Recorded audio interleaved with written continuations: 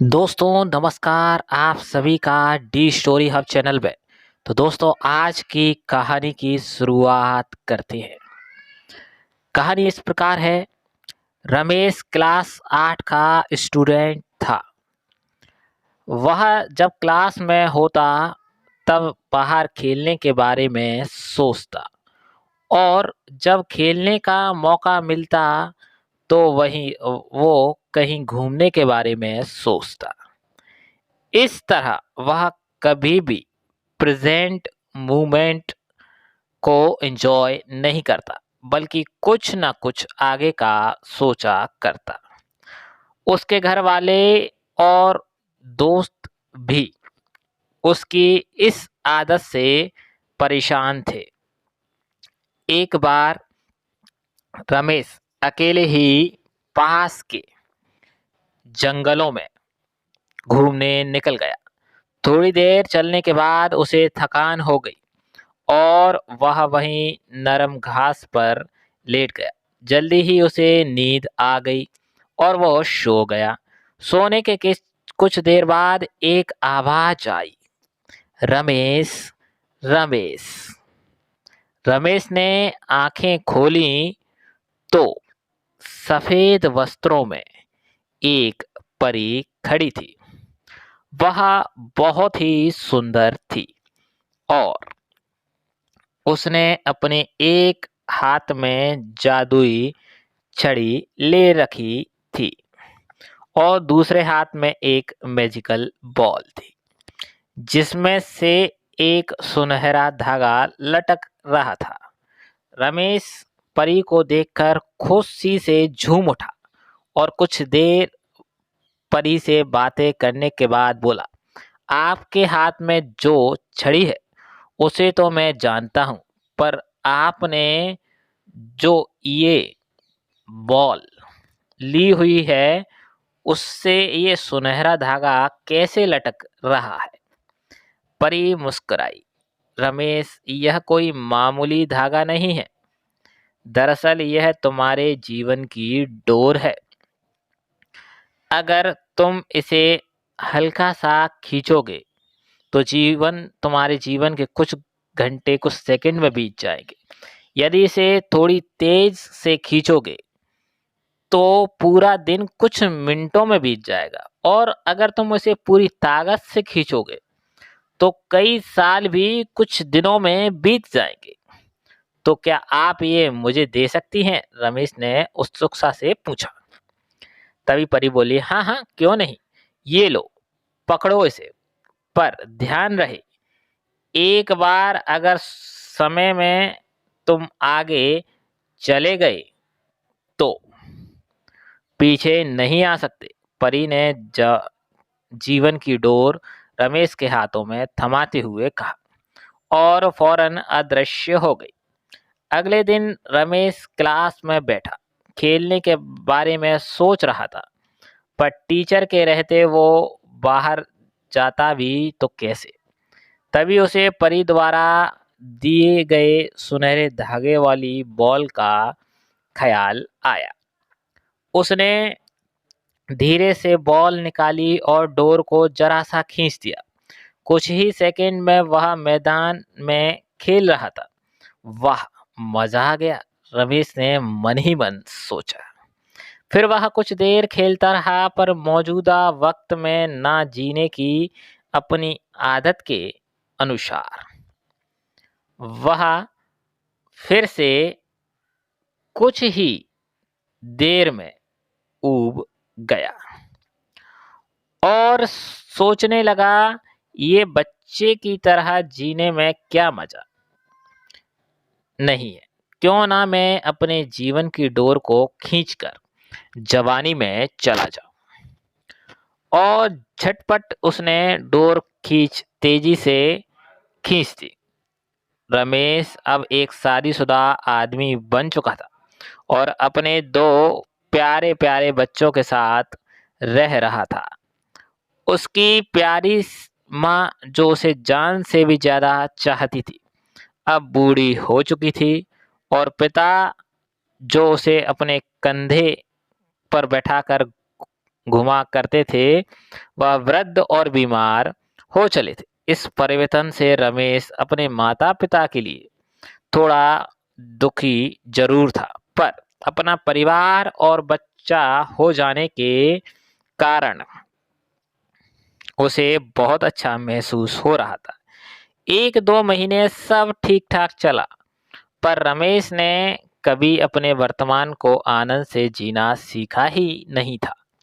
कुछ दिन बाद वह सोचने लगा, मेरे ऊपर परिवार की कितनी जिम्मेदारियां आ गई हैं। बच्चों को संभालना इतना आसान भी नहीं, ऊपर से ऑफिस की टेंशन अलग से, माता पिता का स्वास्थ्य भी ठीक नहीं रहता। इससे अच्छा तो मैं रिटायर हो जाता हूँ और आराम की जिंदगी जीता। और यही सोचते सोचते उसने जीवन की डोर को पूरी ताकत से खींच दिया। कुछ ही दिनों में वह एक 80 साल का वृद्ध हो गया। अब सब कुछ बदल चुका था। उसके सारे बाल सफेद हो चुके थे, झुर्रियां लटक रही थीं। उसके माता पिता कब के उसे छोड़कर जा चुके थे।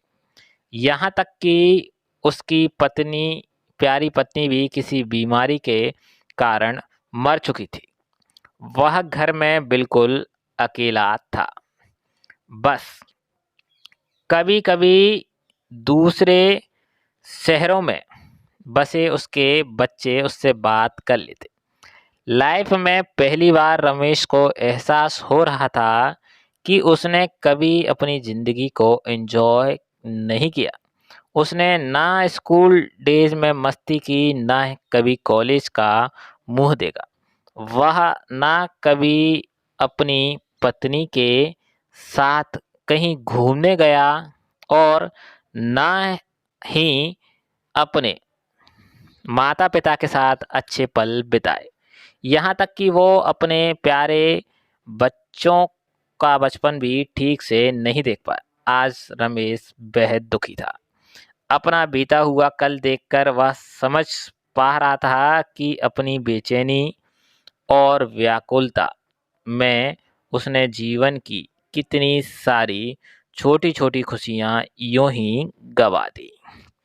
आज उसे वो दिन याद आ रहा था जब परी ने उसे वो मैजिकल बॉल दी थी। एक बार वह उठा और उसी जंगल में जाने लगा। और बचपन में वह जिस जगह परी से मिला था वहीं मायूस बैठ अपने आंसू बहाने लगा। तभी किसी की आवाज आई, रमेश, रमेश।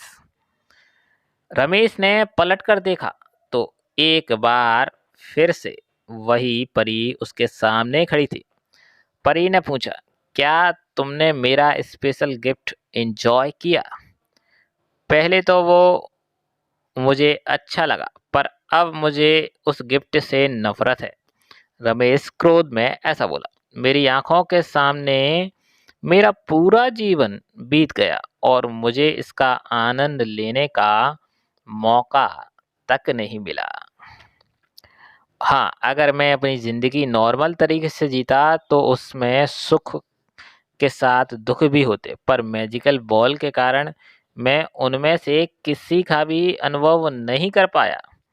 मैं आज अंदर से बिल्कुल खाली महसूस कर रहा हूँ। मैंने ईश्वर का दिया ये अनमोल जीवन बर्बाद कर दिया। रमेश निराश होते हुए बोला, ओह, तुम तो मेरे तोहफे के शुक्रगुजार होने की बजाय उसकी बुराई कर रहे हो। खैर, मैं तुम्हें एक और गिफ्ट दे सकती हूँ। परी ने बोला ऐसा। तो बताओ तुम्हें क्या चाहिए? परी ने पूछा। रमेश को यकीन नहीं हुआ कि उसे एक और वरदान मिल सकता है। वह खुशी से भावुक होते हुए बोला, मम मैं फिर से वही पहले स्कूल वाला बॉय बनना चाहता हूँ। मैं समझ चुका हूँ कि जीवन में हर एक पल जीना चाहिए, जो अभी को कोसता है वो कभी खुश नहीं हो पाता, उसका जीवन खोखला रह जाता है। प्लीज प्लीज मुझे मेरे पुराने दिन लौटा दो। प्लीज प्लीज प्लीज ना। तभी एक आवाज आती है, उठो बेटा, तुम यहाँ इन जंगलों में कैसे आ गए, और ये सपने में प्लीज प्लीज क्या बड़बड़ा रहे थे।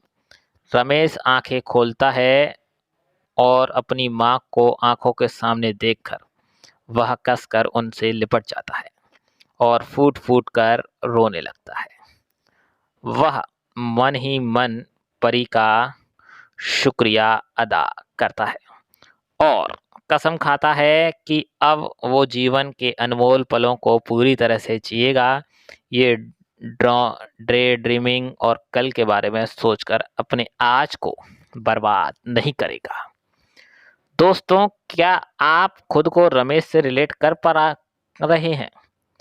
कई बार ऐसा होता है कि हम आज की खूबसूरती को सिर्फ इसलिए नहीं देख पाते क्योंकि हम एक सुंदर कल के बारे में सोचने में खोए रहते हैं, या कई बार हम जो नहीं घटा उसके घटने की चिंता में अपने आज को चिंता से जला देते हैं, बर्बाद कर देते हैं।